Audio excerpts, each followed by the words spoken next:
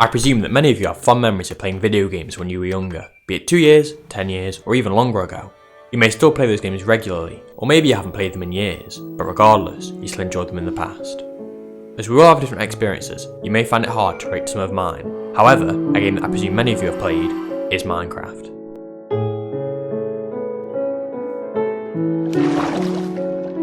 Its simplicity and my creativity could allow me to create an experiment and keep me engaged playing on many worlds over many years.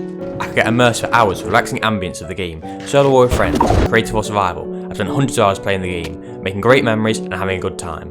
But it became repetitive, less enjoyable, and I've played a lot less in recent years. Fortnite Battle Royale was very popular around 5.5 years ago, for many reasons, including its frequent updates. Likely because of the updates, the game was very popular for a long time, which helped to create a large community of players as well as keeping myself and friends playing. Naturally, the game's popularity decreased over time. However, with the updates, although there were some ups and downs, it helped keep many people playing and coming back to the game, like myself, a lot over the years. General consensus seemed to be that players liked how the game was when it was very popular. So, when Season OG was released with some of the original locations, weapons and vehicles, many people returned to the game. It took me over 20 minutes to get into the game, and then it crashed during my first game, and then I got put into another over 17-minute queue when I loaded it back up. But even with all of that, it's probably the best game that I've ever played, remembering so many memories and having an overwhelming sense of familiarity, which is hard to explain.